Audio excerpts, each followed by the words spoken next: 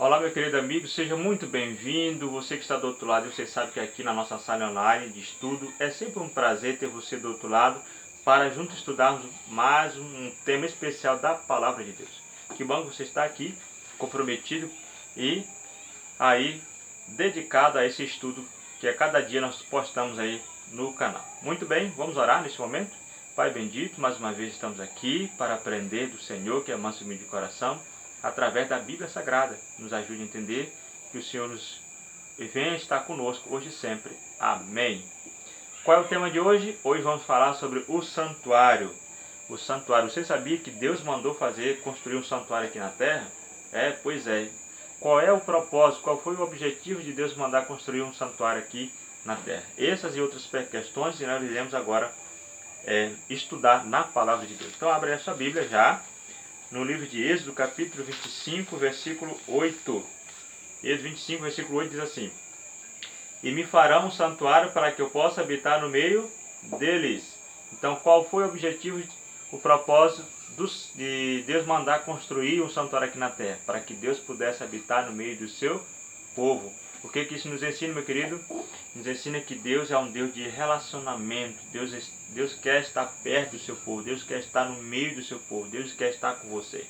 Muito bem. Mas entendendo um pouco mais, qual era a composição desse santuário? Estava dividido em quantas partes? Vamos entender isso agora? Sim, vamos entender isso agora através da Palavra de Deus. Aqui no livro de Êxodo, capítulo 26, versículo 33, diz assim: Pendurarás o véu debaixo da colchetes e trarás para lá a arca do testemunho para dentro do véu. O véu fará separação entre o santo lugar e o santo dos santos. Veja só a descrição aqui. A Bíblia está dizendo que existia uma cortina, um véu que separava os dois compartimentos. O primeiro é o lugar santo e o segundo é o lugar santo dos santos, ou santíssimo. Agora vamos entender quem que poderia entrar no lugar santo e quem poderia entrar no lugar santíssimo ou santo dos santos. Vamos entender lá? Hebreus, abra a sua Bíblia. Hebreus capítulo 9. Hebreus fica quase perto aí do final da Bíblia aí, quase perto do Apocalipse, um pouquinho antes, tá? Capítulo 9. Iremos ler a partir do versículo 6, tá? Vamos ler a partir do versículo 6 e entender esse assunto maravilhoso. Olha o que diz. Ora, depois disto, assim preparado, continuamente entram no primeiro tabernáculo os sacerdotes para realizar o serviço sagrado. Então veja, quem é que entrava no lugar santo? Os sacerdotes. Os sacerdotes estavam ali diariamente no santo para fazer os sacrifícios, tá? E nós vamos entender que sacrifícios eram esses. Agora, no segundo compartimento, quem é que entrava no segundo compartimento, no lugar santíssimo? Olha só, versículo 7 do capítulo 9 de Hebreus. Mas no segundo, o sumo sacerdote, ele sozinho, uma vez por ano, não sem sangue, que oferece por si e pelos pecados de ignorância do povo. Então veja, entenda uma coisa. Uma vez por ano, o sumo sacerdote, ele entrava no lugar santo dos santos, ou no santíssimo, com sangue, ou seja, com sangue dos animais, ou do cordeiro, para o quê? Para oferecer em prol de si e também em prol do seu povo, do povo que ali estava.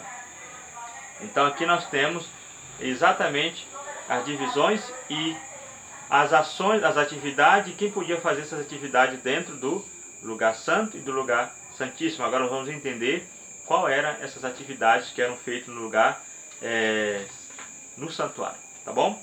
Abre a sua Bíblia agora no livro de Números, capítulo 28, versículo 4, tá? Vamos lá para Números, capítulo 28, versículo 4, para sabermos que tipo de atividade, de serviço eram feitos lá no santuário. Primeiro, um cordeiro oferecerás pela manhã e o outro ao crepúsculo da tarde. Aqui está dizendo, a Bíblia está dizendo exatamente que no santuário, os sacerdotes ali realizavam no lugar santo um sacrifício diário. Então, no lugar santo, os sacerdotes realizavam o sacrifício diário. Eles pegavam dois cordeiros. Um eles faziam sacrifício pela manhã e o outro eles faziam sacrifício à tarde. Isso era diariamente. em prol dos pecados do povo. Agora existe também um outro sacrifício que era feito também no santuário.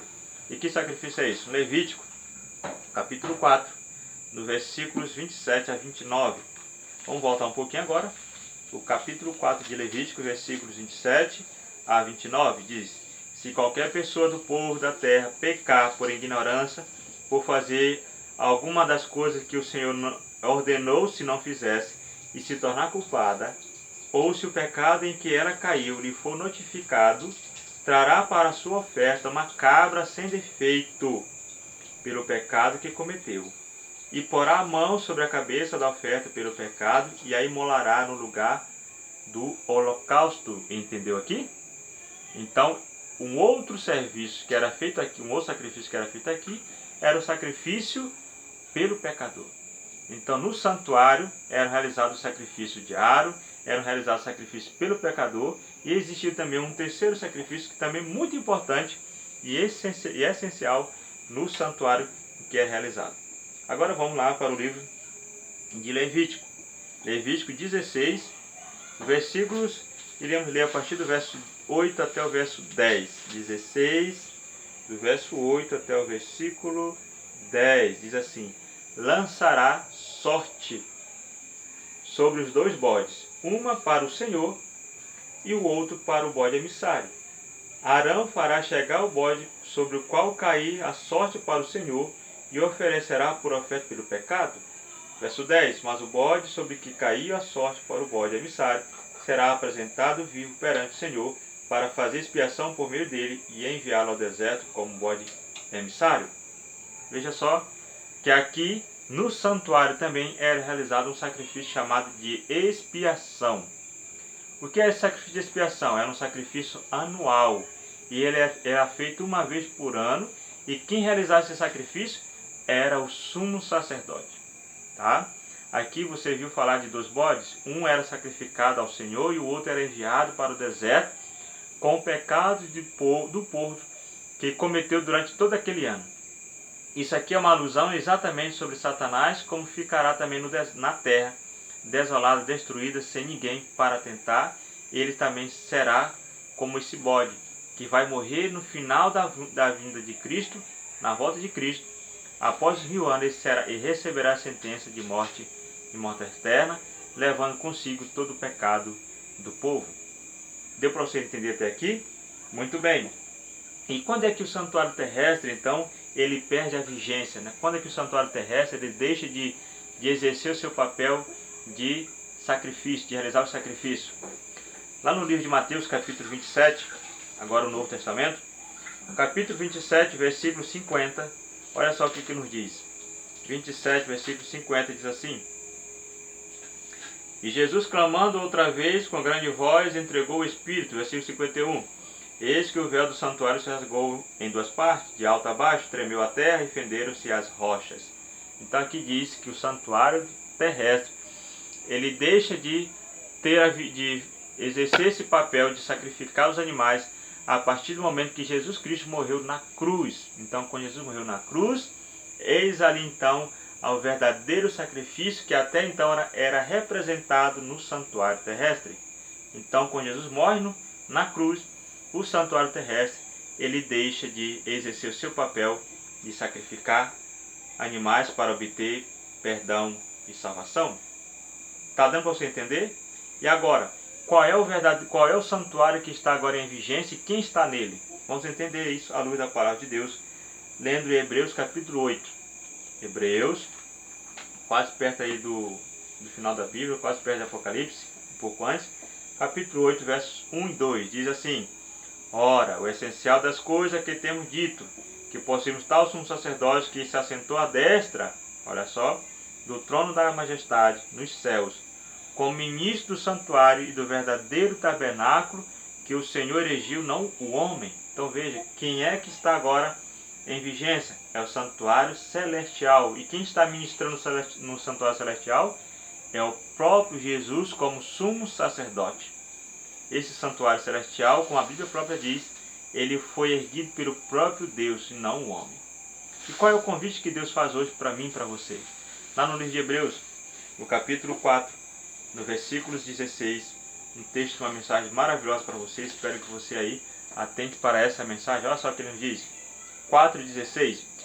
Acheguemo-nos, portanto, confiantemente junto ao trono da graça, a fim de receber misericórdias e acharmos graça para socorro em ocasião oportuna. Qual é o convite que Deus hoje, meu querido, faz para você neste momento?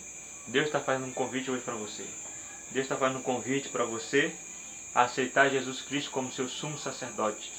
Porque somente aceitando Jesus Cristo como nosso sumo sacerdote é que nós poderemos obter o perdão dos nossos pecados e, obviamente, obter a graça manifestada através do sacrifício de Cristo lá na cruz. Quer você hoje fazer isso? Aceitar Jesus Cristo como seu sumo sacerdote e aceitar Cristo como Senhor e Salvador de sua vida? Então não te demores. Hoje é a tua oportunidade. Aceite o Senhor Jesus Cristo e viverás uma vida plena aqui e lá na eternidade. Que Deus te abençoe e te guarde, e faça resplandecer o seu rosto sobre ti e te dê a paz. Até o nosso próximo encontro, neste mesmo canal. Curta, se inscreva e deixe aí o seu like, em nome de Jesus.